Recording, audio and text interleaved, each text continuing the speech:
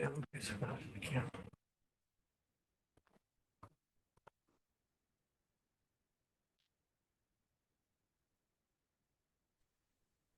morning. Morning. Morning, Krista. Morning, Krista.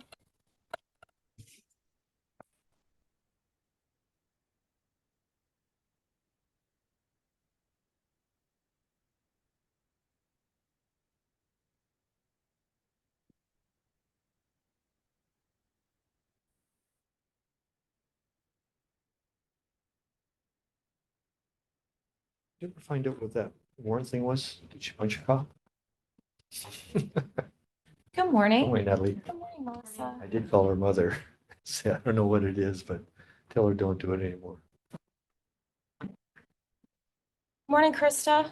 And then she had her. Oh, friend good morning. tell me Good morning. that she got in a fight with a cop in Windsor and thinks it's very unfair they're not throwing it out of court. Could I do something about it? I felt like saying, I'm just going to send Dr. Coker right over to your part. Right? Don't leave. Just Leader will be there shortly. Hi, Mark.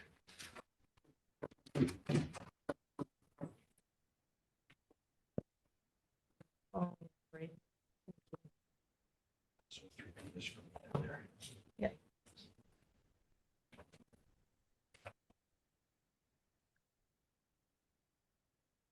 Thank you. So we have 4 people. I got 2 minutes to 9 there, my friend. And you've got 4 people in the room.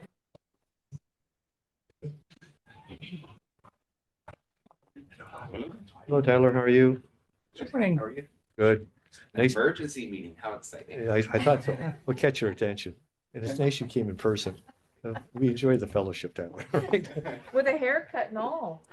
Oh, see, I should do it more often, so it's not noticeable. I reached that homeless. Oh, jeez, Tyler. Well, we've got a plan for you. It was funny, last night I went to the Larsh meeting and there have been great dilemmas about the Camp Build and Bancroft and they're partnering with the Peace Tower. But then, of course, the whole question is where the Peace Tower is located and the vulnerability issues. And it's just interesting how that just never goes away. Like that conversation is front and center. Yes. There he is. Okay, we're all there. Super. Can they hear me? Yeah, they can hear you. So, good morning, everyone. Thank you very much for your commitment of attendance this morning. I have called an emergency meeting only because that is under my auspices. I'm capable of doing that. And it's basically in preparation that we provide a good budget presentation for next Wednesday. We've had some reflections about sometimes how we could kind of fine tune the one that we voted on a little while ago. So welcome, Sean. Welcome, Krista. Welcome, Al. You're all on Zoom. Paul is out of town and not available this morning. I'm in the room with Matthew, Deputy Hiltz, Chief Cunningham, Superintendent Mark, Financial Person Melissa, and Tyler. And are you the escort? So that's who's here. And now you know, and the meeting is now officially opened. Chief Cunningham would like to make a presentation for us on this topic. Thanks, Matthew. Matthew, do you have to call the meeting to order or anything like that for formalities? I think we can Yeah, I think okay, it- good. Yeah, I think I can do that. Okay, pull it up for you today. just gonna bring the presentation up. And really, I can start without it being up. Okay, so thank you, everyone, for attending so quickly. At our October meeting, the board approved, as we know, our 2026-2027 operating budgets with respective annual increases of 12.66 for 2026 and 8.61 respectively for 2027. Subsequent to that, through our financial team and city, they advised that there would be further reductions due to savings in benefit premiums and holding inflationary costs that we had included on some of our chargebacks. So it was further reduced to 12.24, 2026 and 8.58. On November 4th, the city unveiled their 2026-2027 budgets with the police budgets increase highlighted specifically as one of the drivers to the proposed budget increases. While we know this board carefully examined a number of options as part of their budget deliberations and review process without eroding our operating requirements, they did approve a number of spending cuts and deferrals to certain proposed hiring. One of the areas the board looked at this year was to use reserve funds, and that was brought up by member Lefebvre, and questions were asked at that meeting. And the most significant impact on the budget in 2026 and 2027 is our area of salaries, and we know that, and benefits, and they are anticipated to flow from our collective ongoing bargaining. And trends in police sector collective bargaining in recent months have seen significant improvements in those areas, which of course are affecting our spending and driving our significant increases. So again, this board, I'll just go here, we hold several reserve funds. And so this was, our original, sorry, Matthew, it's not working for me. Oh, this was the second, if you don't mind going. Yep. Matthew, it's not working for me. So we'll just hold there for a second.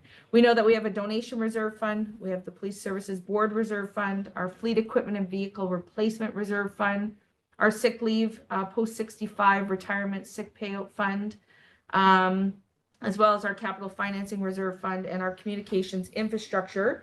The reserve fund is managed by the city. However, we make the annual contributions. So in order to consider some further reductions without compromising our long-term strategic plans for our capital, in reviewing our current reserve funds, one of the reserve funds we look at that sits at $9 million specifically is our police facility reserves. So in order just to understand kind of the historic context there, I just want this board to know it goes all the way back to 2026 when we look to debt finance. 2016? 2016, is I say 2026? Yep. 2016, thank you, October 2016.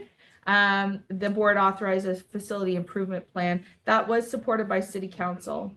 So this annual contribution to the operating budget not only was to further debt finance, but we know we've had to pull out of that reserve annually for necessary and ongoing maintenance and repairs here at this current facility. So again, further reductions, we're looking forward for potentially for this board to consider. Matthew, if you would continue for me, is to go into further reserves. And so you'll see here, option one, can you go back? Sorry, yeah. That the Greater Sudbury Police Service Board approved an additional draw from our reserves of 1.7 million from the Capital Financing Reserve Fund for the 2026 budget and 1.75 for the 2027. That would bring us down to 10.20, I believe that says, and 8.68 for the following year. That would be option number one. And option number two, Matthew. Sarah. Sorry. That the Greater Sudbury Police Service reduce the contribution to reserve fund for the facilities in the amount of 1.699500 in the budget. And you'll see that the reductions there are the same. So there's two options. The first is going to the current reserve fund and withdrawing the 1.7 and reducing the actual contribution this year of the facility reserve. And those are the two options being proposed to the board to consider for further reductions for the overall city tax. Any Good. questions? Yeah.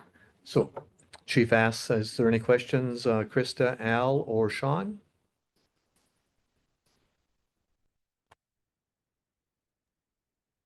No. Oh, Yeah, Krista, how, sorry, I do, Chair. Sorry, I do. I just wanted to know when it says, through you, Chair, when it says to the chief, when it says we're talking about an additional draw, we're not. So additional refers to dollars in the, but we're not double dipping on this reserve. We're not taking away. We're just deferring this contribution for 26 and 27, correct, Chief? In option, member Sizer, in option two? Yes. Yes, correct. Okay, no, it just says, yeah, okay, that's great. We're not further reducing, we're just not adding to it. Correct. Years. Okay, thank you. And the first option is drawing from the current reserves. Still making the contribution and drawing from the current reserves. Yeah, no, I don't. I have a real hard time playing around with reserves, but pay me now or pay me later, I guess. Sean, do you have anything?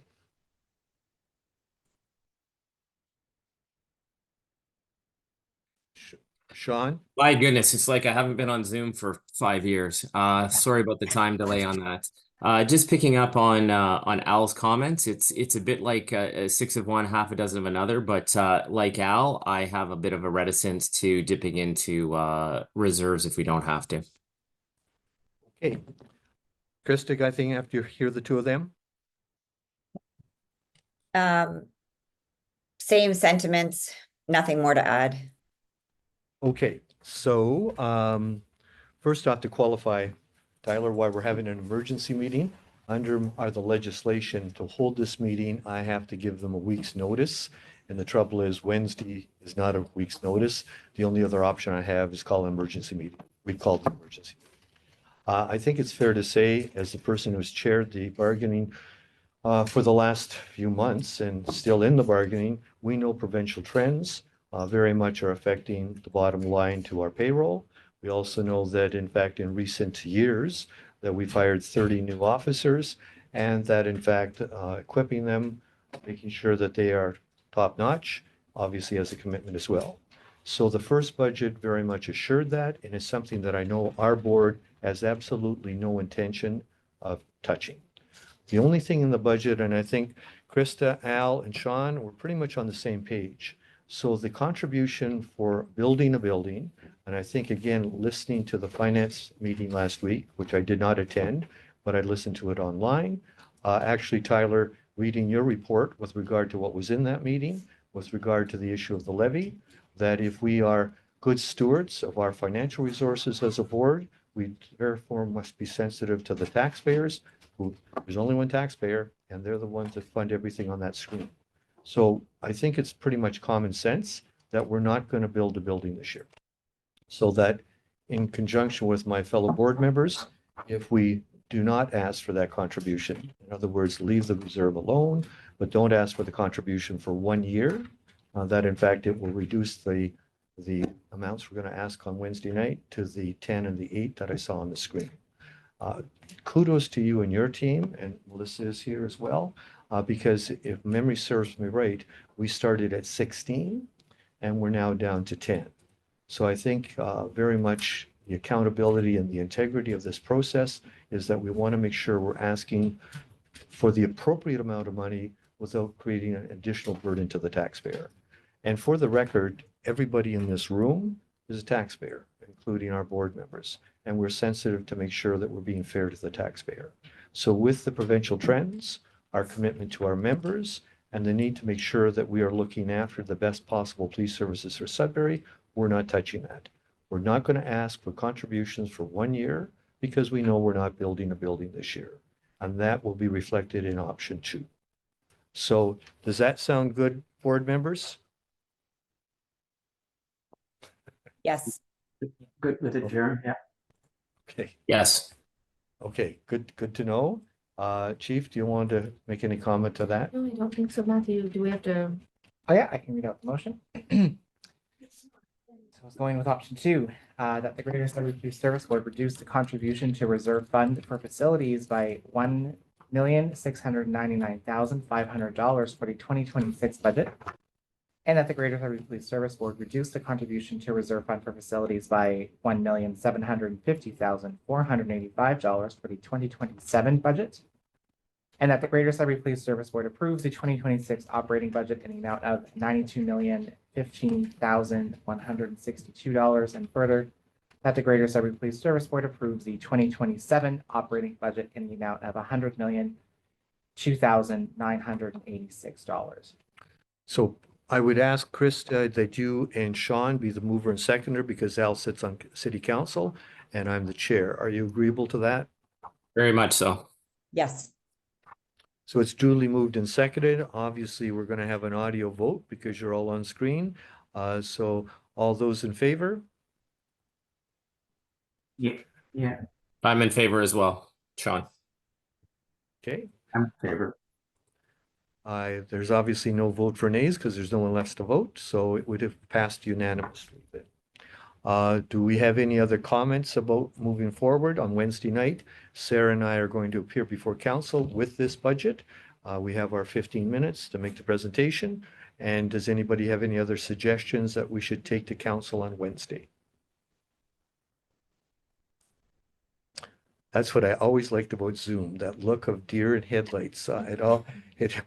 You all look like you're okay with this. Al, you're good with this?